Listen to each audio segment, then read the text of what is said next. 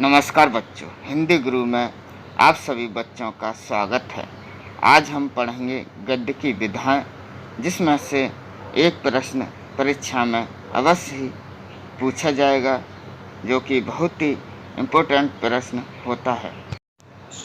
गद्य साहित्य अनेक रूपों में उपलब्ध है। यह रूप गद्य की विधाएं कहलाती हैं। गद्य की विधाओं को दो भागों में विभाजित किया गया है, मुख्य धाराएं और गौण धाराएं। मुख्य धाराओं के अंतर्गत आते हैं निबंध, कहानी, उपन्यास, नाटक, एकांकी, आलोचनाएं। और गौण धाराएं होती हैं जीवनी, आत्मकथा, संस्मरण, रेखाचित्र, पत्र, रिपोर्टाज और साक्षात्कार। सबसे पहली विधा है बच्चों निबंध। निबंध नी जमा बंध से बना हुआ है, जिसका अर्थ है अच्छी तरह से बंधा हुआ। निबंध उस गद्य रचना को कहते हैं जिसमें एक सीमित आकार के भीतर किसी विषय का वर्णन प्रभावशाली ढंग से किया जाता है।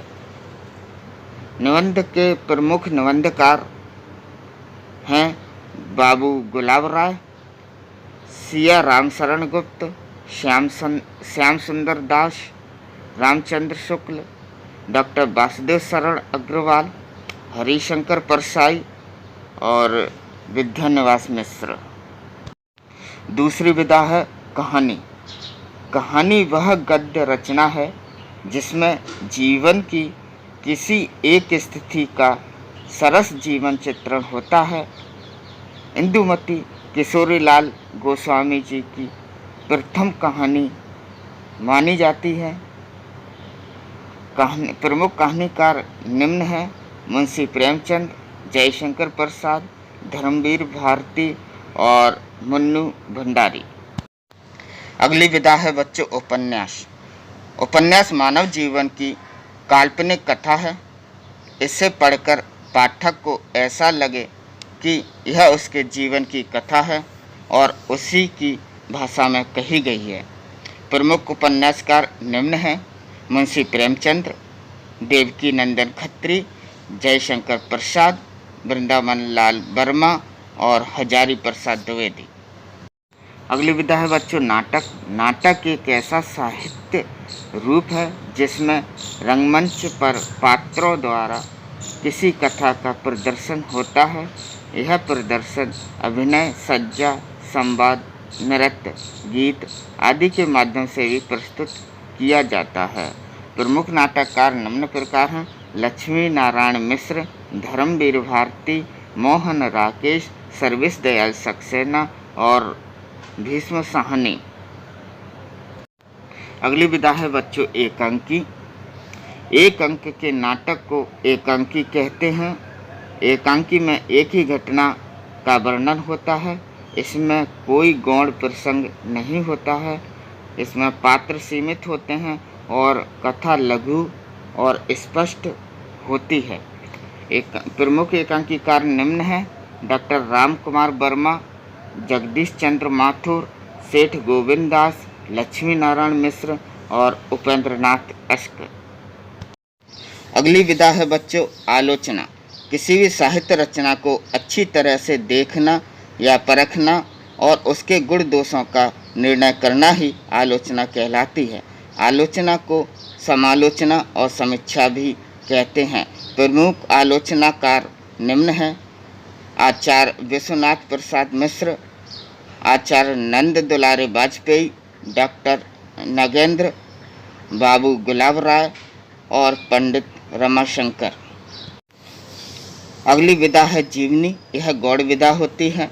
जीवनी में लेखक किसी व्यक्ति का जीवन चरित्र प्रस्तुत करता है। इसमें उस व्यक्ति के जन्म से लेकर मृत्यु तक की घटनाओं का चित्रण होता है। प्रमुख जीवनी लेखक निम्न हैं। नंबर 1 पर हैं बनारसी दास चतुर्वेदी, गणेश शंकर विद्यार्थी, डॉक्टर रामविलास शर्मा, विष्णु प्रभाकर और अमृत राय। अगली गौड़ विधा है आत्मकथा। आत्मकथा में लेखक स्वयं के जीवन के प्रसंगों की व्याख्या करता है। लेखक इसमें पूरी ईमानदारी के साथ आत्मचित्रण करता है। प्रमुख आत्मकथा लेखक निम्न प्रकार हैं। नंबर 1 पर आते हैं भारतेंदु हरिश्चंद्र। नंबर 2 महावीर प्रसाद द्विवेदी, महात्मा गांधी, हरिवंश राय बच्चन, वृंदावन लाल वर्मा और बाबू गुलाब राय। अगली गौड़ विधा है बच्चों संस्मरण। लेखक के स्मृति पटल पर अंकित किसी व्यक्ति विशेष के जीवन की कुछ घटनाओं को रोचक ढंग से विवरण करना संस्मरण कहलाता है। इसमें लेखक केवल उसी का वर्णन करता है जो उसने स्वयं देखा या अनुभव किया है। प्रमुख संस्मरण लेखक निम्न हैं: महादेवी वर्मा, कन्हैया लाल मिश्र, बाबू गुलाब राय, देवेंद्र सत्यार्थी, इलाचंद्र जोशी। अगली गौड़ विधा है बच्चों रेखा चित्र।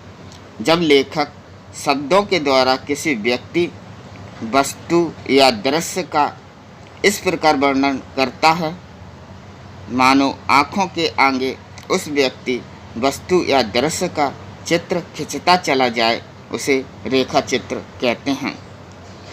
प्रमुख रेखा चित्र लेखक निम्न है। नंबर 1 पे है बनारसी दास चतुर्वेदी और नंबर 2 पे हैं महादेवी वर्मा। अगली गौड़ विधा है बच्चों रिपोर्टाज। यह मूल रूप से फ्रेंच भाषा का शब्द है।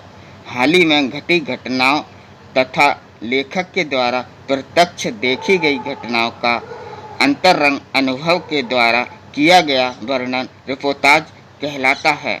अंग्रेजी में इसे रिपोर्ट कहते हैं।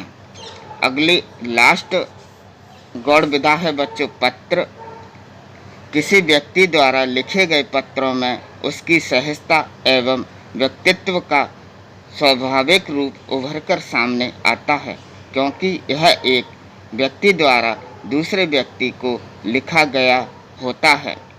बच्चों, इसकी अगर आपको पीडीएफ चाहिए तो इसकी लिंक मैंने डिस्क्रिप्शन बोर्ड में दे रखी है, उस पर क्लिक कर आपको पीडीएफ मिल जाएगी। बच्चों, यह वीडियो आपको अच्छा लगे तो लाइक शेयर ज़रूर करें।